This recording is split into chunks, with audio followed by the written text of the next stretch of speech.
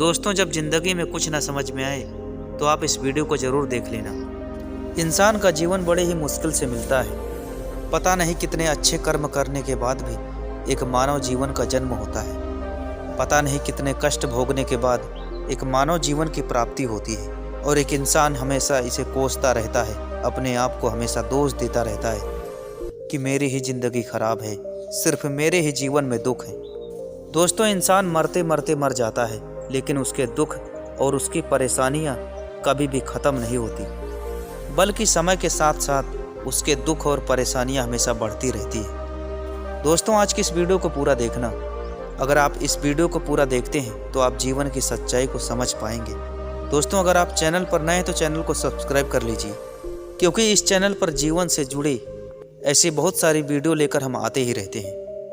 एक व्यक्ति अपनी ज़िंदगी से परेशान होकर, अपनी घर की परेशानियों से दुखी होकर एक दिन उसने यह निश्चय किया कि वह अपने घर को छोड़कर जाएगा और जीवन की सच्चाई को तलाश करेगा कि आखिरकार जीवन का सच क्या है।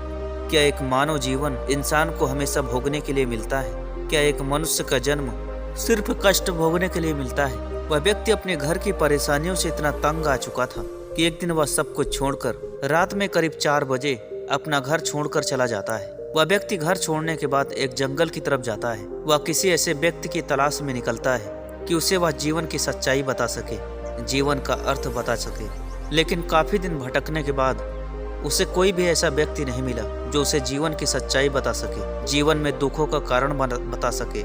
जब उस व्यक्ति के पास खाने पीने का कोई साधन नहीं था, तब वह भिक्षा मांगकर अपनी भूख मिटाता था, क्योंकि वह अपना ग्रस्त जीवन छोड़ चुका था। वह व्यक्ति साधु के वेशभूषा में रहते हुए अपने जीवन को व्यतीत कर रहा था और यह इंतजार कर रहा था कि एक न एक दिन उसे कोई व्यक्ति मिलेगा, कोई ऐसे साधु महात्मा मिलेंगे जो उसे जीवन की सच्चाई बताएंगे, जीवन का अर्थ समझाएंगे। एक दिन जब वह व्यक्ति भिक्षा मांगने के लिए गांव की ओर जाता है और जैसे ही गांव में प्रवेश करता है, तब उसे पता चलता है कि अचानक से एक व्यक्ति की मृत्यु हो गई है। वह व्यक्ति अभी नौजवान है, उसकी मरने की उम्र नहीं थी।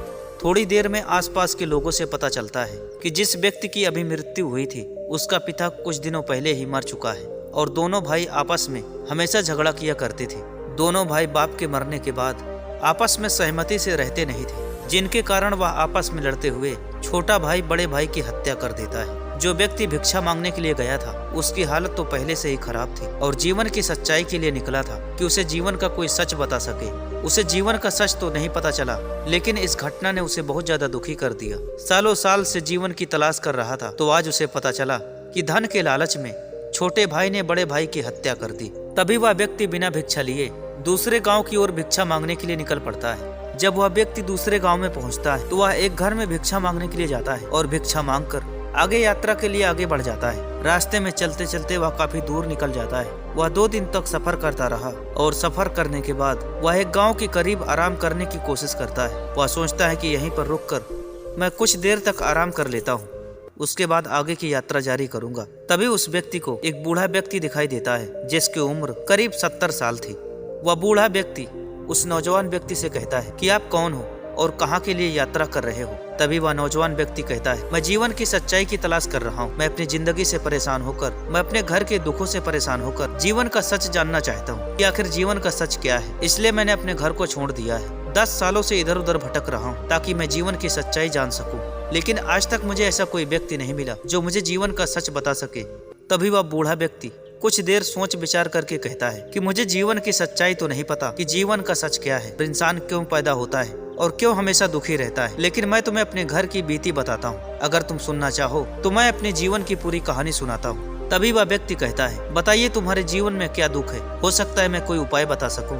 तभी वह बूढ़ा व्यक्ति कहता है, जब मैं करीब 10 साल का था तो मेरी जिंदगी में बड़े बड़े सपने थे। मुझे अपने जीवन से बहुत कुछ उम्मीद थी। मैं अपने जीवन में कुछ बड़ा हासिल करूंगा, जीवन में एक दिन बहुत बड़ा नाम कमाऊंगा और सच्चाई के रास्ते पर चल लोगों की मदद करने की कोशिश करूंगा।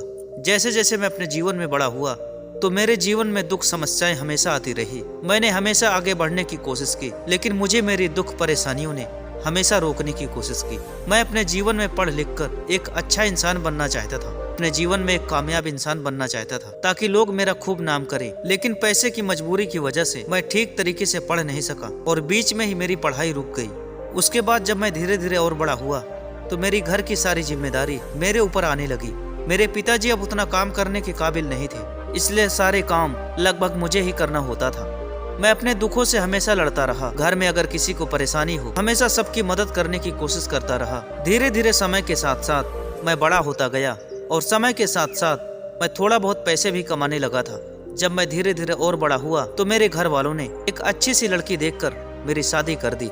शादी होने के बाद मैं किसी तरह अपने बाल बच्चे का पेट पालता था, अपने घर का जीवन चलाता था। मेरे घर में छोटे बड़े दुख हमेशा आते रहे, दुख बीमारी हमेशा आती रही। मैं अपने बच्चों को हमेशा पालता रहा। मैं अपने बच्चों को बड़ा आदमी बनते हुए देखना चाहता था। इसलिए मैं अपनी जिंदगी में एक गरीब इंसान रहकर मैंने एक योजना बनाई कि मैं कोई छोटा बड़ा एक व्यापार करता हूँ, भले ही जीरो से सही, मैं कोई ना कोई एक शुरुआत करता हूँ ताकि मैं शुरुआत करके अपने बच्चों का पेट पाल सकूं।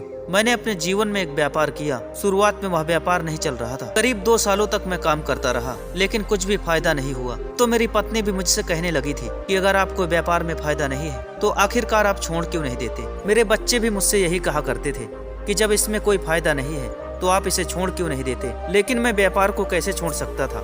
मैंने उसमें बहुत सारे पैसे लगाए थे और उसमें मैंने बहुत सारी मेहनत की थी। उस व्यापार को कैसे छोड़ सकता था। इस समय मेरी जिंदगी ऐसी हो गई थी कि घर में खाने के लिए एक मुट्ठी भी अनाज नहीं था। घर का परिवार चलाना बड़ा मुश्किल हो गया था। रोज का खाना खर्चा उठाना भी बहुत ही मुश्किल हो गया था। अगर मैं अपने दोस्तों से मदद मांगता तो कोई भी मेरी मदद करने के लिए तैयार नहीं था। जिसके पास भी जाता कोई भी व्यक्ति मेरी मदद नहीं करता। जिससे भी मैं सहायता मांगता कोई भी मेरी सहायता नहीं करता था, क्योंकि उस वक्त मेरे पास पैसे नहीं थे। सबको पता था कि मैं एक गरीब आदमी हूँ। कोई मेरे ऊपर विश्वास नहीं करता था। वो सोचते थे कि शायद मैं उनका पैसा लौटा पाऊंगा या फिर नहीं लौटा पाऊंगा। लेकिन मैंने अपने जीवन में कभी किसी को धोखा नहीं दिया था आज तक। फिर भी पता नहीं क्यों लोग मेरी मदद नहीं कर रहे थे। मैं अक्सर यही सोचता था कि क्या मेरी ही किस्मत खराब है, भगवान सिर्फ मुझे ही क्यों दुख दे रहा है। फिर मैंने अपने आप से वादा किया कि 6 महीने तक और इस व्यापार में मैं काम करूंगा, उसके बाद इस व्यापार को मैं बंद कर दूंगा। धीरे धीरे मैं उसी में काम करता रहा। जितना हो सका मैंने उतनी मेहनत की और समय के साथ साथ उस व्यापार में थोड़ा बहुत फायदा होने लगा था, जिससे मेरा घर आसानी से चल रहा था। जब मुझे थोड़ा बहुत फायदा होने लगा तो अब मेरे घर वाले थोड़ा बहुत मुझे सपोर्ट करने लगे थे। जो सभी लोग मुझे ताने मारते थे कि तुम्हारा काम बेकार है, अब मुझे कोई भी ताना नहीं मारता था, क्योंकि मैं घर का खर्चा अब आराम से चला रहा था। समय के साथ मैंने और ज्यादा मेहनत करना शुरू कर दिया और मेरा व्यापार और भी ज्यादा चलने लगा था। उसमें और भी ज्यादा मुनाफा होने लगा था। करीब 7 साल बाद मैं अपने शहर के व्यापारियों में से सबकी बराबरी में आ गया था। अब सबसे मुझसे जान पहचान हो चुकी थी। लगभग सभी लोग अब मेरी मदद करने के लिए तैयार थे, क्योंकि सबको पता था कि अब मेरे पास काफी पैसा हो चुका है। अब मैं सभी का पैसा वापस कर सकता हूँ। इसलिए कोई भी व्यक्ति मेरी मदद करने के लिए तैयार था। लेकिन अब तो मुझे किसी की मदद की जरूरत भी नहीं थी।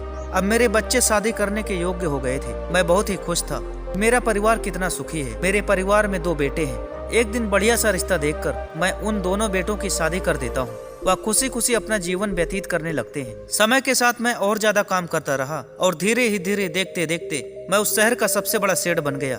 मेरे पास खूब सारा पैसा, धन दौलत, किसी भी चीज की मेरे पास कोई कमी नहीं थी। बड़े बड़े लोग जो मुझसे कभी बात नहीं करते थे, सभी लोग मुझसे मिलने आते थे। मेरे पास वह सारी चीजें थी जो कोई भी इंसान अपने जीवन में पाने की कोशिश करता है। लेकिन मेरी उम्र अब ज्यादा हो चुकी थी। काम करने की मेरी उम्र नहीं बची थी। एक दिन मैंने अपने दोनों बेटों को अपने पास बुलाया और उनसे कहा कि बेटा, यह व्यापार मुझसे अब नहीं होगा, अब इसे तुम लोग ही संभालो। मैंने अपना सारा व्यापार अपने दोनों बेटों के नाम कर दिया। कुछ दिन तक मेरे बेटे मेरा बहुत मान सम्मान किया करते थे, लेकिन अब ऐसा लगता है जैसे वह लोग मुझे पहचानते ही नहीं हैं। मेरे ही बेटे मुझे और मेरी पत्नी को अलग कर चुके हैं। एक समय था कि इस शहर का मैं सबसे बड़ा सेठ था। आज मेरे पास कुछ भी नहीं बचा है, क्योंकि सारी संपत्ति मैंने अपने दोनों बेटों के नाम कर दिया है। इतना सुनकर वह व्यक्ति बहुत ही ज्यादा दुखी होता है और वह बूढ़े आदमी को प्रणाम करके वहां से आगे चला जाता है। वह व्यक्ति मन ही मन सोचता है कि जीवन में कुछ भी स्थायी नहीं है, यह शरीर स्थायी नहीं है। जो भी हम अपने जीवन में कमाते हैं सब कुछ यहीं रह जाता है। अगर हम अपने जीवन में सुख की तलाश करते हैं तो दुख हमारा पीछा कभी नहीं छोड़ेगा। जब तक हम अपने दुखों से भागते रहेंगे हमारा दुख पीछा छोड़ने वाला नहीं है। यह सोचकर वह व्यक्ति अपने घर वापस लौट जाता है और अपने गृहस्थ जीवन में रहने लगता है। दोस्तों, आपने इस वीडियो से क्या सीखा वह नीचे मुझे कमेंट करके जरूर बताइए। अगर आपको यह वीडियो पसंद आए तो इस चैनल को सब्सक्राइब जरूर कीजिए। तो दोस्तों, आज की इस वीडियो में इतना ही। मिलते हैं किसी नए वीडियो में किसी नए टॉपिक के साथ। तब तक के लिए धन्यवाद।